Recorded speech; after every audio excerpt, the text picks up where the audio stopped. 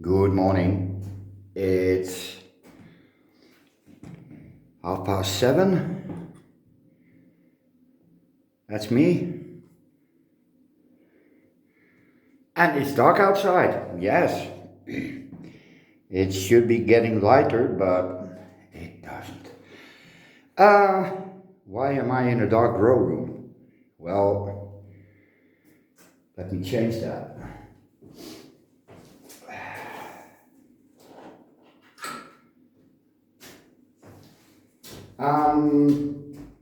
I've just been watching Margaret's latest video, and she was a bit afraid of the time of the year, and that's because of humidity and temperatures. And I thought to myself, well, let's do a little segment on humidity and temperature, as coherent as I can be. There we go, stupid hair. To measure my humidity and temperature, I have this. It's a marvel of technology, really. It's the pinnacle of human achievement. It says humidity about 80 and temperature, well, just below 20. This is absolutely not accurate, but just about. When I wake up, it's this morning was 18, and it's always a little colder here because the window, and that's an outside wall, so it's about 16 degrees here at night, which is a little bit too cold for some. Same as with the humidity.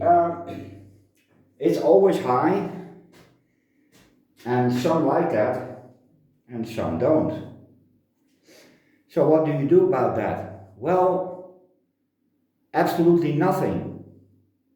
No. Temperature. That's something I have to do myself. I have to turn on the heater a little bit so temperature gets up a little bit, not too much, it's winter. And I have to close that, so that's one I don't have to forget. I shouldn't forget, which I don't. Curiously enough, I forget a lot, but not that. Everything that's not really equipped to deal with those temperatures, well, it's gonna have a bad day. It's as simple as that. I don't have climate control, and even if I had,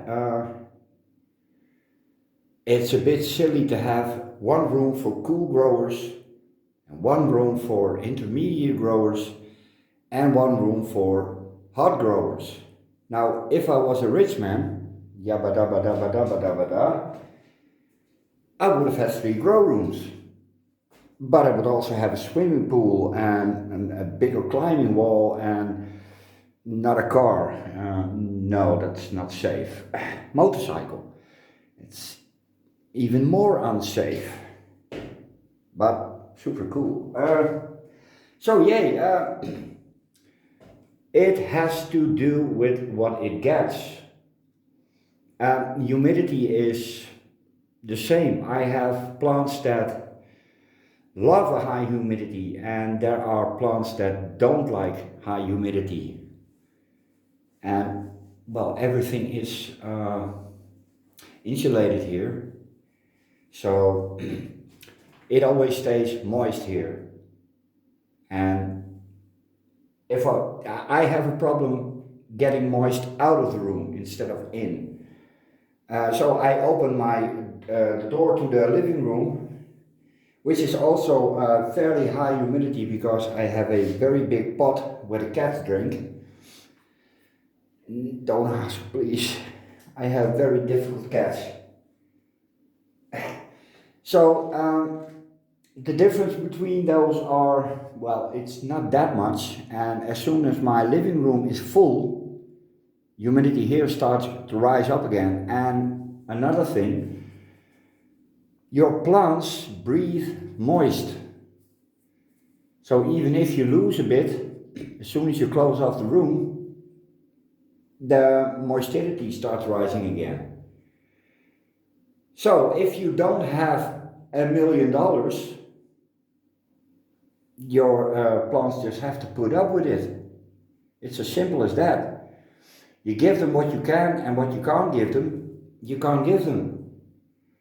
That's the reason why I don't grow messies. And I like messies, or Draculas, same story.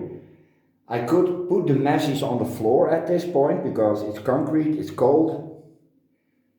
But that will change when the summer comes, because the ground outside gets heated. That moves into the house, so this concrete floor gets warm in summer. Yes, believe it or not.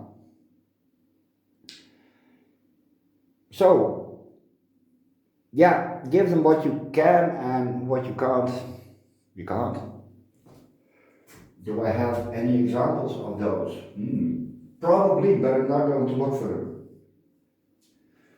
The chances I get something wrong is way too big. And I won't send you off into the woods with nothing.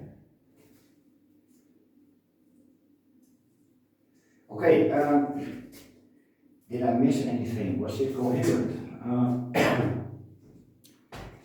7 minutes.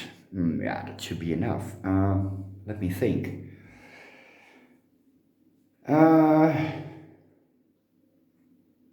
How do I keep stuff moist here? Well, in summer I use a moistifier. Or a humidificator, yes.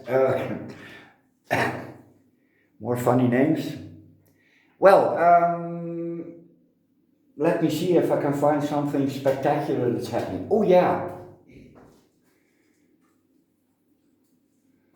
And again, I'm going to mention Margaret, because her catasetums are almost done flowering and go dormant.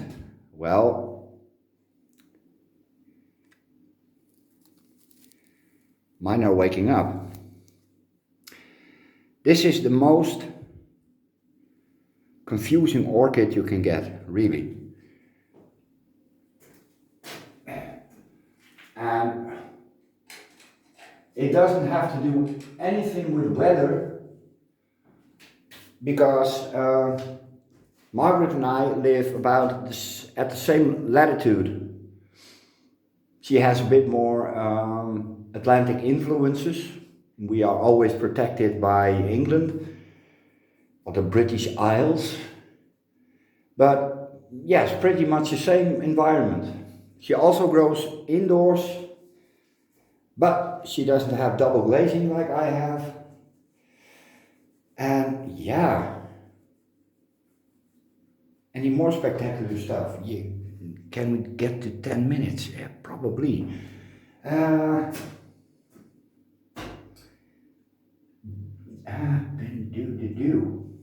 Yes.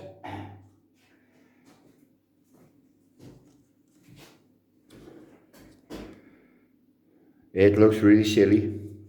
This is Milton and Bartley Schwartz, I think, but there's a fresh root. You saw that happen. It wasn't my fault. I didn't do anything. Yeah, Bartley Schwartz, a fresh root on a very, very tiny growth. Yeah, it's not really a problem. As long as this little growth keeps growing, the root will keep growing. And as soon as the root is big enough, it starts feeding this bulb again. which in turn starts to feed this one. Does you have roots? No, not yet. So we don't even give up on an oncidium. Yeah. Now why did you fall? There was absolutely no reason. There we go. A decorative pot. No.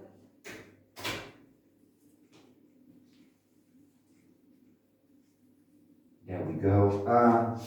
More spectacular stuff happening. Probably.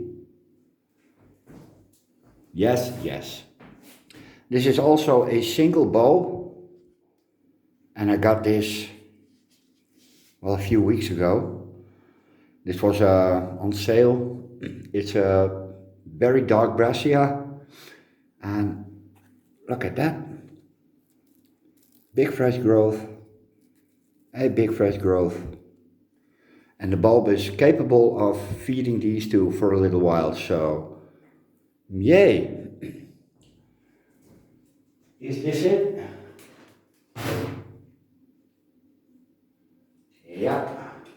Yeah, this is it. Okay, I hope my humidity light talk is a bit helpful. If not, yeah, then not. Okay guys, later.